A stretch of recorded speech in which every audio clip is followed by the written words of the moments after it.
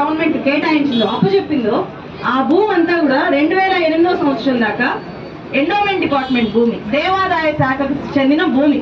అక్కడ రామలింగేశ్వర స్వామి టెంపుల్ ఉంటుంది. తెలంగాణలో ఉండే రిచెస్ట్ దేవుళ్ళలో, భూమి ఎక్కువగా ఉండే భూస్వామి దేవుళ్ళలో రామలింగేశ్వర స్వామి ఒకరు. అంత రిచ్ ల్యాండ్ ఆయన కింద ఉంది. 2713 ఎకరాల భూమి ఉన్న రామలింగేశ్వర స్వామి టెంపుల్. దాన్ని ఫస్ట్ నావీ వాళ్ళు వచ్చారు, అసెస్మెంట్ చేసి ఇది రైట్ ప్లేస్ అని చెప్పి వాళ్ళు డిసైడ్ చేశారు. వాళ్ళ డెసిషన్ తీసేసుకున్నారు. వాళ్ళు ఆ తీసుకునే ముందు నిజంగా గ్రామస్తులతో ఇక్కడ లక్ష్మయ్య గారు చెప్పారు ఎలా వాళ్ళని ఉద్యోగాలు ఇస్తాము అని చెప్పి పదే పదే ఉద్యోగాల్ని మాత్రమే ఎలా ఎరగా చూపించి సంతకాలు పెట్టించుకున్నారు. దీనికి అప్పుడు సర్పంచ్ గా సంతకం చేసిన మహిళ యాదమ్మ గారు. సో యాదమ్మ గారు కూడా ఇక్కడికి వస్తే బాగుండేది. యాదమ్మ గారు 3వ తరగతి చదువుకున్నారు. యాదమ్మ గారు లాంటి వాళ్ళకి ఇక్కడికి ఉద్యోగాలు వస్తాయి, పెద్ద ప్రాజెక్ట్ వస్తుంది అని చెప్పారే కానీ దాని ఫలితాలు ఎలా ఉండిపోతాయి? ఆ అడవిలోకి తర్వాత అక్కడ పశువుల కాపర్లు 60,000 మంది పశువుల కాపర్లు ప్రతిరోజు, నేను కొంతమందితో మాట్లాడాను, వాళ్ళు పుట్టినప్పటి నుంచి వాళ్ళకి అడవి తప్ప వేరే తెలియదు. వాళ్ళ రోజంతా అడవిలో గడుస్తుంది. అలాంటి పశువుల కాపర్లు మొత్తం చుట్టూ ఉండే 20 గ్రామాల్లో 60,000 మంది పశువుల కాపర్లు ఉన్నారు.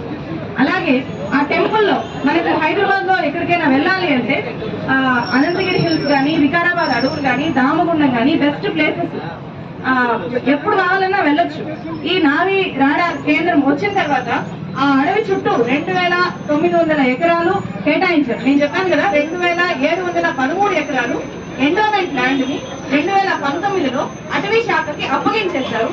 ఏమి అక్కడ ఉండే స్టేక్ హోల్డర్స్ కి, ఆ గుడిని నిర్వహిస్తున్న వాళ్ళకి ఏమి ప్రమేయం లేకుండా అలా అప్పగించేసిన తర్వాత, అంటే డైరెక్ట్ గా ఎండోమెంట్ ల్యాండ్ ని ప్రాజెక్ట్ కేటాయించకూడదు కాబట్టి అటవీ శాఖ భూమిగా రికార్డుల్లో నమోదు చేసేసిన తర్వాత మొత్తం అప్పటిదాకా అక్కడున్న అటవీ శాఖ భూమి 164 ఎకరాలు మాత్రమే. మిగిలిందంతా కూడా దేవుడు ఎండోమెంట్ డిపార్ట్మెంట్ భూమి. ఎండోమెంట్ డిపార్ట్మెంట్ ఇవ్వడానికి ఎందుకు ఒప్పుకుంది అని కూడా ఈరోజు మనం అడగాలి. ఎందుకంటే మనం చూస్తున్నాము టెంపుల్ పాలిటిక్స్ దేశాన్ని చూపేస్తున్నాయి. అలాంటి రోజుల్లో మనం ఉన్నాము. అలాంటి పాలకులు మనం పాలిస్తున్నప్పుడు గుడి భూమిని, తెలంగాణలోనే one of the richest God land ని ఎలా మీరు ఒక రాడార్ ప్రాజెక్ట్ ఇస్తారు అనేది ఖచ్చితంగా ప్రతి ఒక్కరూ అడగాలి. అది చాలా బలంగా, పవర్ఫుల్ గా అక్కడున్న సత్యానంద స్వామి గారు అడుగుతున్నారు. ఆయన ఎంత వర్క్ చేశారు అంటే, నేను జర్నలిస్ట్ గా నిజంగా ఆయన ఇచ్చిన సమాచారం లేకపోతే మీ ముందు అంత పవర్ఫుల్ వీడియో పెట్టేదాన్ని కాదు. With every document, we have every document. ఒక పెద్ద 1000 పేజీల డాక్యుమెంట్స్ ని ఆయన సేకరించారు. ఎట్లా విజిట్ చేశారు, వాళ్ళు ఇచ్చిన రిపోర్ట్స్ ఏంటి, ఏం చెప్తోంది, చట్టం ఏం చెప్తోంది, కేసులు ఏమయ్యాయి, ఇవన్నీ కూడా ఆయన డాక్యుమెంటేషన్ చేశారు. ఆయన కేరళ నుంచి వచ్చి అక్కడ ప్రకృతి బాగుంది అని చెప్పి అక్కడ తపస్సు చేసుకుంటూ అక్కడ ఆ టెంపుల్ కి వచ్చే వాళ్ళకి ప్రోబయాటిక్ ఫుడ్, అక్కడ ఆకులతో పెరుగుతో కలిపి తయారు చేసిన ఫుడ్ ని ప్రసాదం లాగా ఇస్తూ తన జీవితాన్ని గడుపుతున్న, ఆరోగ్యం కోసం పనిచేస్తున్న ఒక స్వామి. అందుకే ఆయన చాలా స్ట్రాంగ్ గా కనిపిస్తారు. సో అలాంటి స్వామి ఈ టెంపుల్ ని కాపాడండి అని చెప్పి కృషి చేస్తూ చాలా మంది దగ్గరికి వెళ్ళారు, కానీ ఎవరు కూడా పట్టించుకోలేదు. సో నేను నిన్న పోస్ట్ చేసిన వీడియోలో ఆ డాక్యుమెంట్స్ అన్నిటినీ మీకు ఇక్కడ నేను మాటలతో చెప్తే సరిపోదు కాబట్టి ఏదైనా చూపించి చెప్పడం అలవాటు అయిపోయింది జర్నలిజంలో. కాబట్టి తప్పకుండా అది చూస్తే మీకు ఇంకా బాగా అర్థమవుతుంది. చాలా బాధ కూడా వేస్తుంది. అంటే ఇక్కడ టెంపుల్ ని కాపాడుకున్నా కూడా, టెంపుల్ భూమిని కాపాడినా కూడా, టెంపుల్ భూమి కోసం మనందరము ఫైట్ చేసినా కూడా అది అడవికి రక్షణ. సో అనిపించింది దేవుడి ఆధ్వర్యంలో భూమి ఉంటే అడవులు, చెట్లు బాగుంటాయేమో అని కూడా అనిపించింది. అక్కడికి వెళ్ళి దామగుండం వాతావరణంలో తిరిగి అదంతా చూసిన చాలా బాగా వస్తుంది. మన కళ్ళెదురుగా ఉండే ఈ చెట్లు, ఈ అడవి, ఈ కొండలు, ఇవన్నీ ఒక 3 ఏళ్లలో టౌన్షిప్ గా మారిపోతుందా అనే విషయం తలుచుకుంటేనే బాధేస్తుంది. ఇప్పుడు మనకు 12 లక్షల చెట్లు అనే ప్రచారం అవుతుంది. దాన్ని చేవెళ్ళ ఎంపీ గారు ఖండించారు. అసలు మీకు ఎవరు చెప్పారు 12 లక్షల చెట్లు అని చెప్పి? నాకు తెలిసి ఆయన ఆ నంబరు బహుశా ఇప్పుడు నాకు డౌట్ వస్తుంది, 12 లక్షల కంటే ఎక్కువ ఎందుకు ఉండకూడదు? ఎవరు లెక్క పెట్టలేరు కదా. బస్తాలో ఉండే బియ్యాన్ని ఎవరు లెక్క కట్టగలరు? ఒక అడవిలో ఉండే చెట్లను కూడా ఎవరు లెక్క పెట్టగలరు? ఉండొచ్చేమో. అది కూడా అదంతా ఔషధ మొక్కలు ఉన్న అడవి. సో దాన్ని వెయ్యేళ్ళు వయసున్న చెట్లు అక్కడ ఉన్నాయి, 100 ఏళ్ళ వయసున్న చెట్లు అక్కడ ఉన్నాయి. ఇందాక నాగేశ్వర సార్ చెప్పినట్టు ఒక చెట్టు వీళ్ళు మామూలుగా ఏదో రోజ్ ఫ్లవర్స్ పెట్టడము, రోజా చెట్లు పెట్టడము, మర్రి వృక్షాలు పెట్టడము అనేది ఈక్వల్ కాదు కదా. చెట్లు నాటుతాము అంటే గవర్నమెంట్ నాటే చెట్లు, గవర్నమెంట్ చూపించే లెక్కలు అలాగే ఉంటాయి. కాబట్టి ఆ అడవిని ఎప్పుడు కూడా డిస్టర్బ్ చేయకుండా రాడార్ ప్రాజెక్ట్ పెట్టచ్చు. అడవిని డిస్టర్బ్ చేయకుండా పెడితే ఏం కాదు. సో ఇంకొకటి కూడా అన్నారు కొండా విశ్వేశ్వరరెడ్డి గారు ఎంపీ గారు, అసలు మీకు ఎవరు చెప్పారు అని చెప్పి. ఆయన నేను ఇంజనీర్ అని కూడా చెప్పుకున్నారు. బహుశా ఆయన ఇక్కడున్న సత్యానంద స్వామి దగ్గర ఉన్న డాక్యుమెంట్స్ నాకు తెలిసి చేవెళ్ళ ఎంపీ గారి దగ్గర లేవేమో. నేను స్వామిని రిక్వెస్ట్ చేస్తున్నా, స్వామి మీరు దయచేసి పంపించండి, ఆయన తెలుసుకొని. ఎందుకంటే నేవీ డిపార్ట్మెంట్ ఒక ప్రకటన రిలీజ్ చేసింది.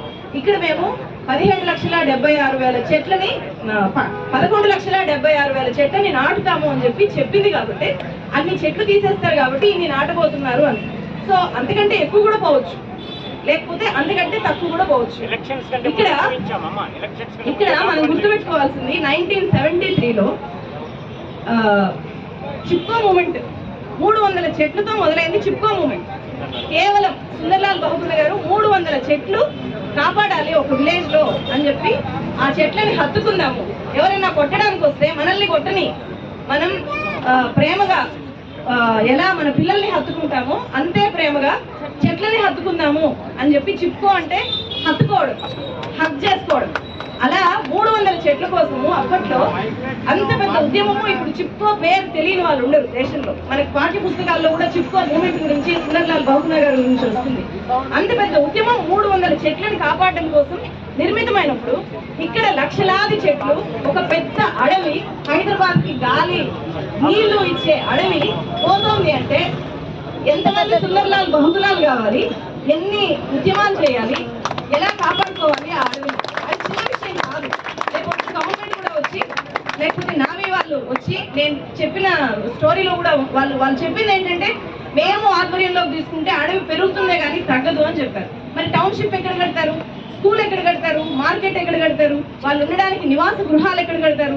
సరే రాడార్ కేంద్రం కోసం యాంటినాలు పక్కన పెట్టండి, యాంటినాల కోసం కూడా పోతాయి. 1400 ఎకరాలని కేవలం యాంటినాల కోసం కేటాయించారు అంటే అవి చేవెళ్ళ ఎంపీ గారు చెప్పినట్టు 20 యాంటినాలు కాదు. ఆయన తెలుసుకోవాలి, 1400 ఎకరాల్లో యాంటినా పార్క్. స్వామి అన్నారు అది బొటానికల్ గార్డెన్ కాదు, ఇట్స్ అన్ యాంటినా పార్క్ అని చెప్పి. సో మన ఎన్విరాన్మెంటలిస్ట్ ఏం చెప్తున్నారంటే అది అవుట్డేటెడ్ టెక్నాలజీ అని చెప్తున్నారు. అసలు రాడార్ కేంద్రం అనేది ఇప్పుడు అవుట్డేటెడ్ టెక్నాలజీ అని చెప్తున్నారు. అందులోనూ ఇక్కడే కాకుండా ఇంకెక్కడైనా సూటబుల్ ప్లేసెస్ ని వాళ్ళు సెలెక్ట్ చేసి అప్పుడు దీనికి పూనుకుంటే ప్రజల దగ్గర నుంచి వ్యతిరేకత రాదు కదా. సో ఇక్కడ మధ్య వచ్చిన నేవీ డిపార్ట్మెంట్ ఇంజనీర్ ఏం చెప్పారంటే 1/2 కిలోమీటర్ ఎత్తు దాకా ఆ టవర్లు ఉండబోతాయి అని చెప్పారంట. 1/2 కిలోమీటర్ అని చెప్పి చెప్తున్నారు. బట్ మనకు అఫీషియల్ గా వాళ్ళు ఏమైనా చెప్పాలేమో చూడాలి. సో అంత పెద్ద ప్రాజెక్ట్ వచ్చేటప్పుడు చెప్పాలి కదా, ప్రజలకి చెప్పాలి కదా. మన గవర్నమెంట్ ఏదైనా ఒక జనాకర్షక పథకం తీసుకొచ్చినప్పుడు చాలా గొప్పగా చెప్పుకుంటారు. అది నేను ఏ గవర్నమెంట్ అనట్లేదు, ఎందుకంటే ప్రీవియస్ గవర్నమెంట్ ఫెయిల్యూర్ ఉంది, ప్రజెంట్ గవర్నమెంట్ ఫెయిల్యూర్ ఉంది, ఉమ్మడి రాష్ట్రంలో ఉన్న గవర్నమెంట్ ఫెయిల్యూర్ కూడా ఇక్కడ ఉంది. సో గవర్నమెంట్స్ ఏదైనా ఒక చిన్న ప్రజలకు ఏదైనా ఒక 1000 రూపాయలు ఇవ్వడానికో 2000 రూపాయలు ఇవ్వడానికో ఓట్లు వేయించుకోవడానికి ఒక పథకాన్ని తీసుకొని వస్తే చాలా గొప్పగా చెప్పుకుంటారు. కానీ ఇది అభివృద్ధి పేరుతో మేము తెస్తున్నాము, మీకు ఉద్యోగాలు వస్తాయని చెప్పి లోకల్ వాళ్ళకి చెప్తున్నారు. అట్ ద సేమ్ టైం ఏ రోజు కూడా ఈ నేవల్ రాడార్ కేంద్రం ఇంత గొప్పది డెవలప్మెంట్ లో భాగంగా తెస్తున్నాము, దేశ రక్షణలో భాగంగా తెస్తున్నాము అని అందరికీ తెలిసేలాగా పెద్ద బహిరంగ సభలు పెట్టో లేకపోతే ప్రజలందరినీ కన్విన్స్ చేసేలాగానో ఎక్కడా చెప్పలేదు. ప్రీవియస్ గవర్నమెంట్ చెప్పలేదు, ఈ గవర్నమెంట్ చెప్పలేదు. అటవీ శాఖకి భూములు అప్పగించినప్పుడు కూడా చెప్పలేదు. అక్కడ ఉన్న లోకల్ వాళ్ళకి చెప్పారు, వికారాబాద్ జిల్లా వాళ్ళకి చెప్పారు, మీకు ఉద్యోగాలు వస్తాయి, 300 కాంట్రాక్ట్ ఉద్యోగాలు. నేను చదివాను డాక్యుమెంట్, 300 కాంట్రాక్ట్ ఉద్యోగాలు వస్తాయి అని ఆన్ రికార్డ్ ఉంది. సో లోకల్స్ కి 300 కాంట్రాక్ట్ ఉద్యోగాలు వస్తాయి. కాంట్రాక్ట్ ఉద్యోగాలు అంటే ఎలాంటివో మనకు తెలుసు కదా. అక్కడ క్లీన్ గా పెట్టడానికి, చెట్లు నరకడానికి ఇలాంటివి ఏమైనా ఉండొచ్చేమో బహుశా. సో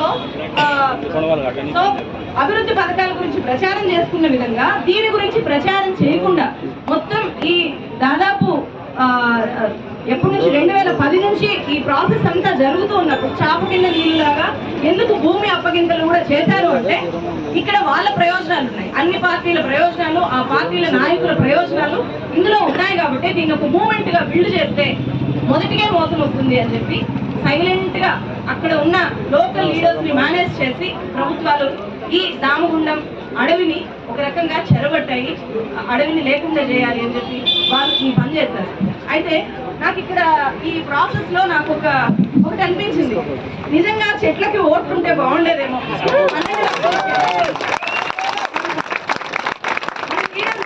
ఒక 1000 ఓట్లు ఏదైనా ఒక సమస్య మీద ఒక 1000 ఓట్లు పోతున్నాయి అంటే అన్ని పార్టీలు అక్కడికి వెళ్తాయి, అందరూ మేము సమస్య పరిష్కరిస్తామని చెప్పి కానీ లేకపోతే మేము ఉన్నామని చెప్పి కానీ వెళ్తాయి.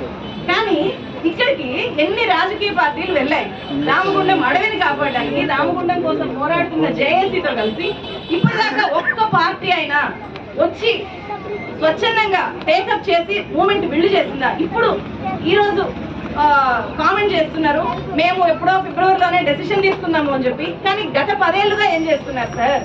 గత 10 ఏళ్ళ నుంచి ఏం చేస్తున్నారు? అన్ని అయిపోయిన తర్వాత భూమి అప్పగింతలు ఎవరు చేశారు అనేది మాత్రమే ముఖ్యం కాదు, మొత్తం అన్ని పర్మిషన్లు, అసెస్మెంట్లు, అక్కడ మిగిలిన వాళ్ళని కన్విన్స్ చేయడాలు, మభ్య పెట్టడాలు, ఇవన్నీ కూడా జరిగాయి కదా అక్కడ. సో ఇప్పటికైనా సరే తేరుకోవాలి. నేను ఎందుకు అడవికి ఓట్లు ఉంటే బాగుండు అని చెప్తున్నాను అంటే ఖచ్చితంగా అప్పుడు వీళ్ళు అన్ని పార్టీలు వచ్చేవి. అట్లనే అక్కడ ఉండే దామగుండం రామలింగేశ్వర స్వామికి కూడా ఓట్లు ఉంటే బాగుండు.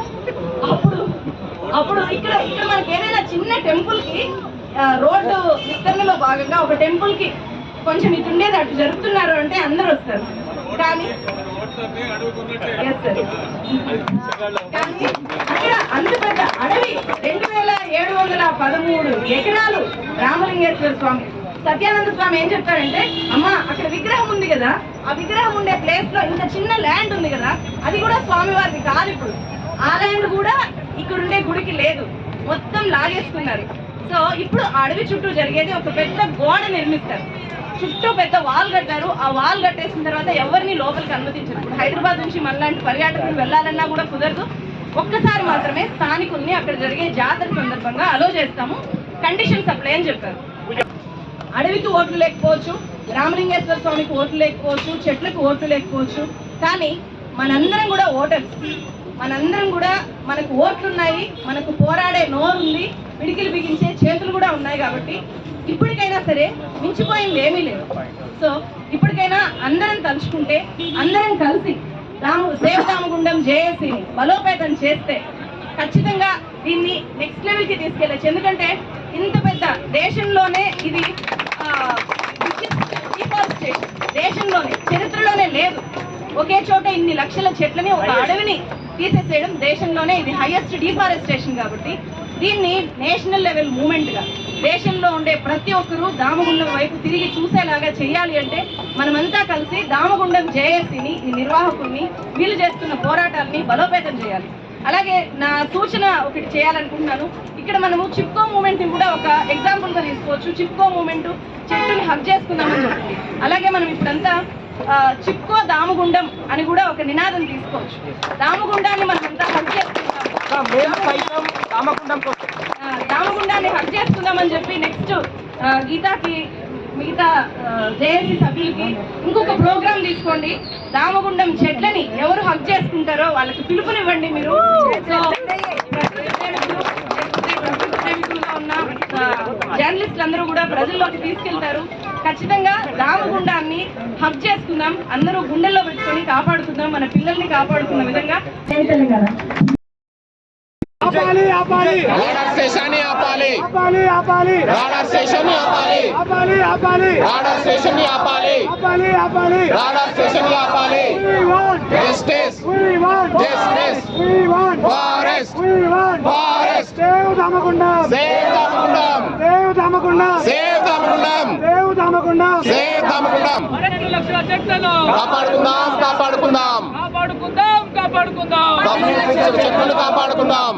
Save Damagundam! Save Musi! Save Damagundam! Save Musi! Save Damagundam! Save Musi! Save Damagundam! Save Musi! Save Damagundam! Save Musi! Oxygen కావాలంటే అడవి తల్లి ఉండాలి. ఆక్సిజన్ కావాలంటే అడవి తల్లి ఉండాలి. ఆక్సిజన్ కావాలంటే అడవి తల్లి ఉండాలి.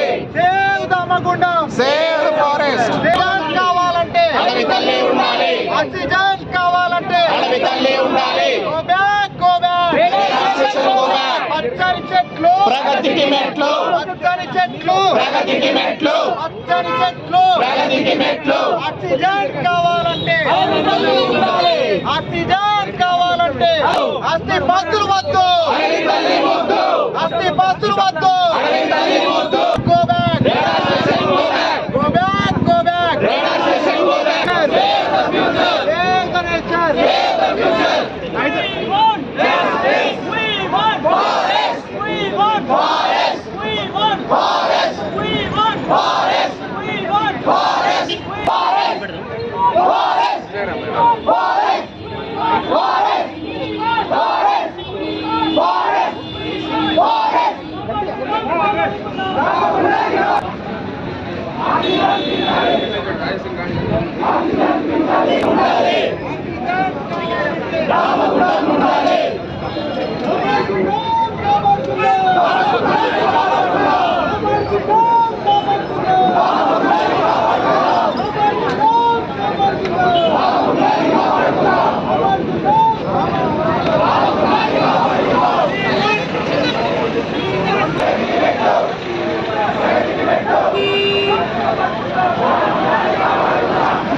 पेड़ बचाओ देश बचाओ. पेड़ बचाओ देश बचाओ. पेड़ बचाओ देश बचाओ. We want Forest. We want Forest. We want Forest. We want Forest. Save Damagundam पेड़ बचाओ देश बचाओ. पेड़ बचाओ देश बचाओ. पेड़ बचाओ देश बचाओ. पेड़ बचाओ देश बचाओ. We want Forest. We want Forest. We want Forest. We want Forest. We want Forest. Hyderabad